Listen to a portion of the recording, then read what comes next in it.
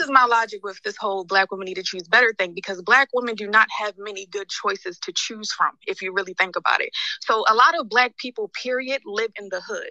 Like, do they not? And in the hood, majority, if I don't even want to say all, but majority of them act the same. The men, majority of them carry themselves the same way. It's the reason why Black men make up most of the violent crimes in America, yet we're such a small percentage of people. And those same men live in the hood. So I don't know what he's talking about with this 20% thing, but it's very hard, period, to come across men, depending on the age, especially with no kids. So she's just dating, a Black woman is just dating her environment. She's dating the men that she can get. Y'all constantly remind Black women that they are the least, that they are the least desired group of women. Y'all throw that in our faces, left and right. We can't escape it. So when she's dating what she can get, y'all make fun of her for the choices that she has, as if she has many to choose from. I just think that's crazy. Bellevue, welcome back, brother. Thank you. What's going on? The floor is yours. Yeah. I'm sorry I had to tap out earlier. I just wanted to tap in just because, I hear a lot of you guys talk about money, right? And a lot of you guys are talking about it from a third-person perspective, from the outside looking in. I'm not one of those individuals.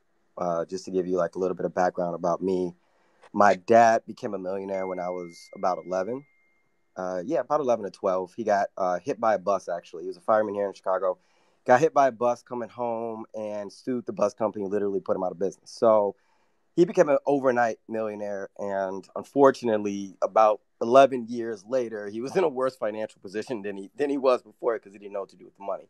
Nonetheless, we moved to a very affluent Black neighborhood right outside Chicago here. It's actually the same neighborhood Dwayne Wade bought his parents' houses and stuff like that. I just see him in the summertime all the time. Something that's not understood is it's not all about the money. When the money's there and it's secured, then you have the time to focus on other stuff. You have the time to focus on who you are and who the person you're with, who they are. And a lot of Black people don't even get to that at all, because they don't even make it to the marriage portion, because it's all about the money, the money, the money. Money is important. But if I were to put a percentage on how important it is, being a married man myself, and my wife coming actually from the same situation, her parents were millionaires, but her parents were very, very wealthy, and they're still together. It's about 20% of importance when it comes down to the life that like we're building, and all the people we know. Same thing. It's not that important when it's there. When you have it and it's secured, you have to focus on other things. So I want you guys to come to that understanding. That's like, get it. It's secure. That's great. But who is the person you're with, and who are you? That's the biggest thing. I disagree with this lady on the video because of the fact that it is not about environment. Let's be real. It's 2022. Most of the single Black women, single Black men, you guys are dating online. You guys are DMing each other. You guys are doing things like that. So environment is really relative. It's about really what you've been cultured into wanting and liking. That's the truth. That's the reality situation. A lot of, and this is just not women, Black men, the same thing. A lot of Black men go out in the world and they want the women who, got the look of the BBLs, that the body, they're showing it off, whatnot. And a lot of Black women go out in the world, they wanted a guy who got the bag, this, that, and the other. And you're not realizing none of that actually makes the person who they are. So the overall vetting process, what I've seen growing up, where I grew up, where we had Black families and they were pretty wealthy, and it was stable in most of these homes. We used to actually come here to the city to come like date and mess around with like the girls who were from the hood and whatnot. And it was a massive difference on the way that we literally went about dating and went about vetting. It was so different. We were so focused on your background, your future. What do you want out of life? And I can tell you, I dated outside of my race heavily before I got married. My wife is Black now.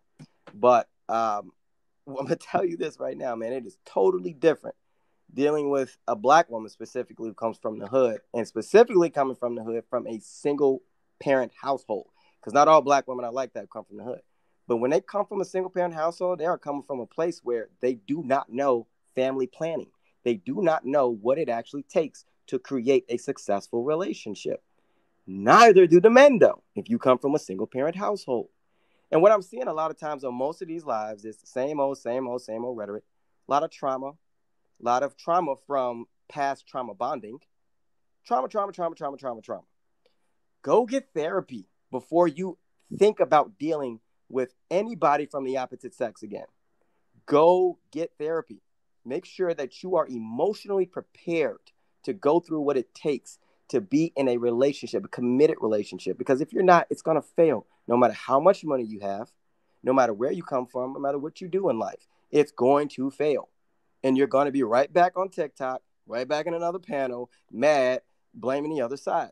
That's the reality of the situation. All right. So I do disagree with this young lady. It is not the environment. A lot of women specifically eliminate this part of attraction, which is men. Men, we know this, right? We got the old school saying that girl's out of my league type of thing, right? Because that's based off the energy she gives, right?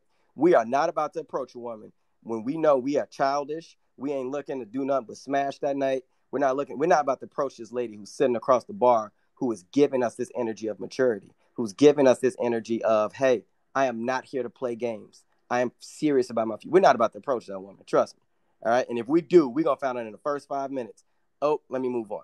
All right. So, ladies, you have to take accountability there. It is your responsibility to have and master a vetting process for yourself, just like it's a male responsibility to have and master a vetting process of the opposite sex. That's on you. So if you come across men who are trash, A, you attracted them. B, you didn't vet them good enough. Men, if you come across women who are trash, A, that's what you went after. And B, you didn't vet them good enough. So that's what it boils down to. Once you get that out of the way, you get married, and I'll say this real quick before I get up out of here. Marriage is a business contract. All the people who were talking about the secret to wealth, marriage, yes, they're right. They're correct. Me and my wife, both college educated. We both come from foundations where we both have some stability, and we're creating wealth like crazy. So the reality of the situation is it's a business deal. The byproduct of that business deal is the love, the compassion, the commitment, the building together, the children. That's the byproduct of all that, and that's really the sweet stuff. But the deal itself is just business. Every other race seems to understand that except us for some reason. So that's all I got to say. Vels, thank you for coming back, brother. I appreciate you. You're always welcome here. You have a great night, brother. I appreciate you. You too, my man. All right.